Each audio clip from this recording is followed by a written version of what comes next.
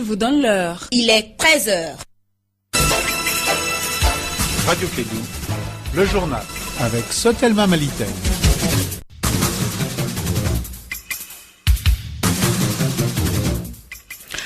Effectivement, il est 13h à Bamako. Bienvenue dans ce journal. Les titres. Tuerie au centre du Mali. Les jeunes de Sévaré ont marché hier pour non seulement dénoncer le mutisme et l'irresponsabilité des forces étrangères, notamment la MINUSMA et la force Barkhane, mais aussi demander leur départ. Les syndicats des administrateurs civils demandent aux préfets et sous-préfets de quitter les localités dangereuses et rejoindre la région de Mopti où les zones sécuriser les plus proches, car ces derniers reçoivent permanemment des menaces de mort.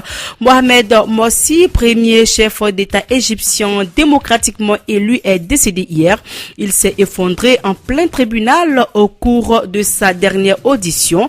Selon une information de la télévision d'État, il est décédé d'une crise cardiaque. Bienvenue dans ce 13h.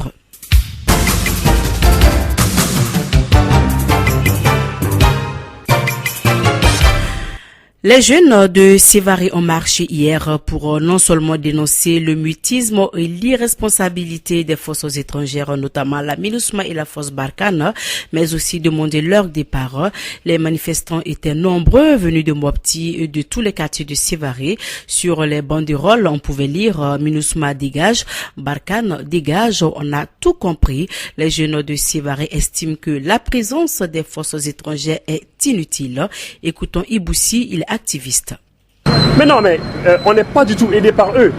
On n'est pas du tout aidé parce que à chaque fois, c'est ce que les populations disent. Tout le monde le dit. Il y a des attaques qui se font à une quinzaine, une vingtaine de kilomètres souvent de ces forces qui sont là, mais qui ne font pratiquement rien. Vous voyez, et ces forces sont là pour aider le Mali. Le Mali seul ne peut pas. Ces forces sont là pour nous aider. Elles ne le font pas. Elles ne le font pas. Et à chaque fois, c'est des petits messages laconiques. Voilà. Donc, franchement dit, aujourd'hui, nous avons besoin de véritable aide. Ces forces ne nous aident pas. À plusieurs reprises, on a demandé la robustesse du mandat de l'ONU, de la MINUSMA. Ça n'a jamais été fait. On a l'impression que c'est volontaire.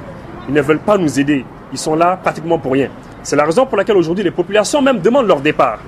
Et même le G5 Sahel qui est là, qui souffre d'argent. Vous voyez, voilà, c'est ça.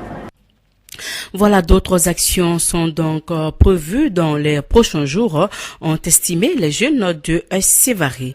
Dans la même foulée, le syndicat autonome des administrateurs civils et le syndicat libre des travailleurs du ministère de l'administration territoriale ont appelé hier tous les représentants de l'État du centre à rejoindre la région de Mopti et les localités sécurisées les plus proches. Ousmane Christian Diarra, il est le secrétaire général du syndicat national des administrateurs civils. Il a été joint au téléphone par Kassim Traoré. Depuis un certain temps, notamment dans la 5e région, les représentants de l'État qui sont les préfets, les sous-préfets et même les membres de cabinet, comme le gouverneur et ses conseillers, reçoivent permanemment des menaces de mort.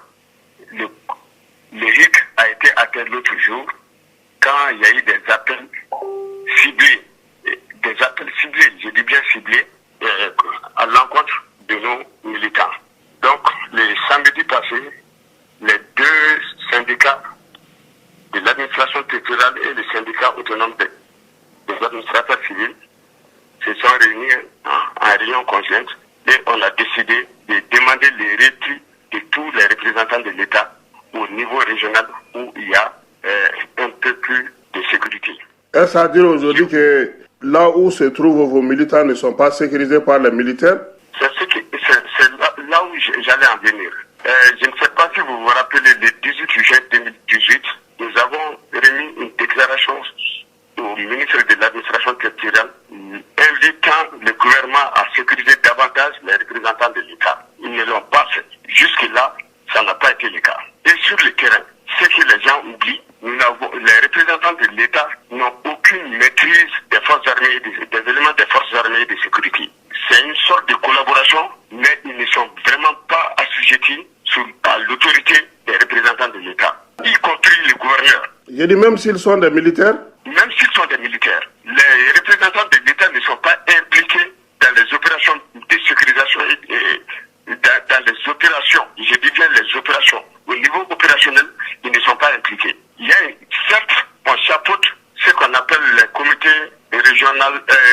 de sécurité, les comités locaux de sécurité, les comités d'arrondissement de sécurité, mais au niveau opérationnel, nous n'avons aucune maîtrise à ce niveau. Le retrait sera une solution pour sécuriser et protéger vos militants?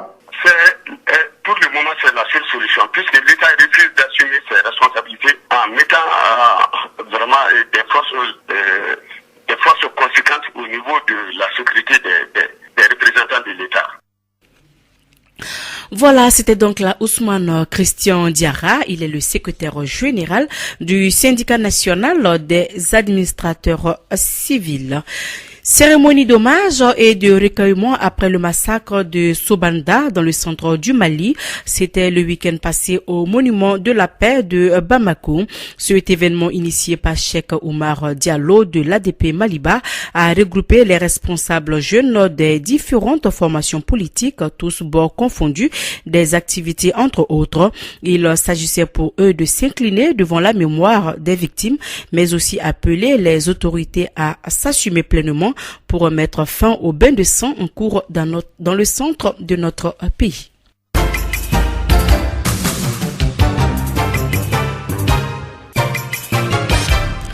Le pôle politique pour le consensus a animé une journée d'explication sur les réformes et la révision constitutionnelle. Le point de vue de cette plateforme avec Jamil Bitar, son président. Nous sommes en phase avec le gouvernement parce que, vous savez, en signant cet accord, une des clauses, c'est le soutien au gouvernement. Ce n'est pas un partage de gâteau, contrairement à ce que les uns et les autres pourront peut-être imaginer. L'accord est très clair par rapport à ça. Et en signant l'accord, ce n'est pas forcément d'avoir un poste politique, mais en signant l'accord, c'est s'engager, en tout cas, dans la nouvelle gouvernance. Et cette nouvelle gouvernance dont nous appelons de tous nos voeux, c'est d'apporter, en tout cas, des solutions, de proposer des solutions afin que, en tout cas, la thérapie consensuelle que nous sommes en train de vouloir administrer au Mali, être mise en place. Donc, à cet effet aujourd'hui, ce n'est pas nos positions individuelles qui comptent. Ce que nous mettons en avant aujourd'hui, c'est le Mali. Et ce Mali que nous devons retrouver tous ensemble. Et je pense que le moindre mal aujourd'hui, c'est cela que nous devons en tout cas prendre. Et prendre ce moindre mal aujourd'hui, c'est d'aller en tout cas de commun accord. C'est pour nous, nous disons aujourd'hui que c'est des accords politiques. Des accords politiques, ce n'est pas que nous estimons qu'il y ait une rigidité au niveau des lois. Un programme de curage des caniveaux de la mairie du district de Bamako a été établi depuis le 28 mai dernier. Les 6 communes de Bamako seront donc nettoyées. L'information a été donnée ce mardi par la cellule technique d'appui aux collectivités. Ce programme consiste à curer 539 km à l'intérieur de la ville de Bamako. Écoutons Moussa Abokoum, il est le directeur général de la cellule technique d'appui aux collectivités. Il est au micro d'Étienne Niaré. La première phase est entamée entièrement et aujourd'hui on peut noter que nous sommes à peu près à 50-60% d'avancement sur la première phase. La phase qui consistait à curer 184 km. Au jour d'aujourd'hui nous avons atteint au moins 60%.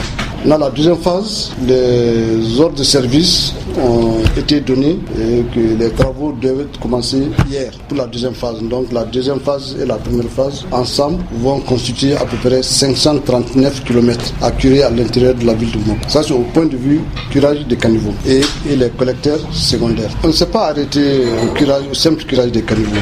En plus du programme que la direction nationale est en train d'exécuter sur les collecteurs, nous avons jugé nécessaire de procéder au circulaisement des margots naturels qui sont les transits entre les collecteurs et le fleuve. Parce que ce sont ces margots naturels qui drainent les eaux vers le fleuve. Donc tant que ces collecteurs naturels sont en charge, donc une petite quantité d'eau passera. Donc le reste va rester jusqu'à ce que le niveau d'eau baisse. Donc ce circulaisement, Dieu merci, a été entamé depuis le dimanche. Le Koflaké, c'est-à-dire le collecteur naturel qui va de Calaban jusqu'au pont tordu, les travaux de circulation ont démarré depuis le dimanche.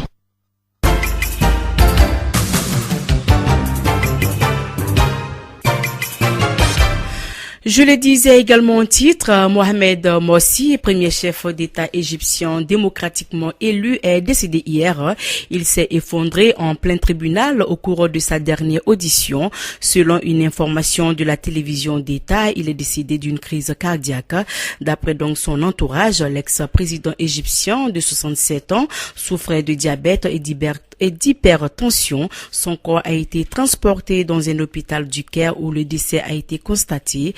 Des polémiques entourent donc sa mort. D'abord sur les conditions de sa détention en prison. Lors de sa précédente audition, le 7 mai dernier, M. Morsi avait déclaré que sa vie était en danger en raison de son état de santé. En Algérie, l'ancien chef du patronat a été condamné hier à 6 mois de prison ferme.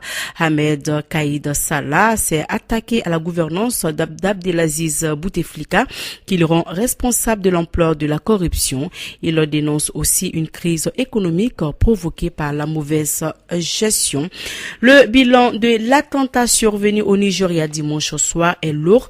Il y aurait une trentaine de morts et une quarantaine de personnes blessées. C'est l'une des attaques les plus meurtrières observées par les secours ces derniers mois. Les faits se sont produits dans le village de Koudunga, situé à une quarantaine de kilomètres de Maïdougouri, après une dispute entre un kamikaze et un supporter de football. L'altercation tourne mal, le kamikaze fait exploser sa charge. Quelques minutes plus tard, 2 autres kamikazes actionnent aussi leurs bombes.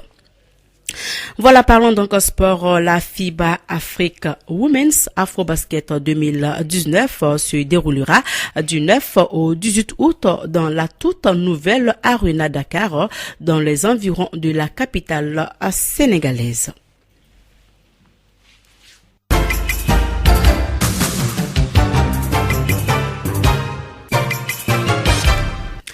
Retour donc à l'actualité nationale, page noire de ce journal. Le Mali est en deuil. Mamari Moussa Bala Koulibaly, ancien président du CSC, du patronat et l'UDD, ancien maire également de la commune 5 sous l'UDPM, est décédé hier à l'âge de 85 ans des suites d'une longue maladie. C'est le père du ministre Tim Hubert Koulibaly. Ses funérailles nationales sont prévues aujourd'hui à 16h à Badalabougou.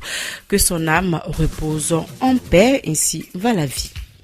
C'est donc tout pour cette édition. Merci de votre fidélité, mais tout d'abord le rappel des titres avant de nous séparer. Tuerie au centre du Mali, les jeunes de Sévaré ont marché hier pour non seulement dénoncer le mutisme et l'irresponsabilité des forces étrangères, notamment la MINUSMA et la force Barkhane, mais aussi demander leur départ.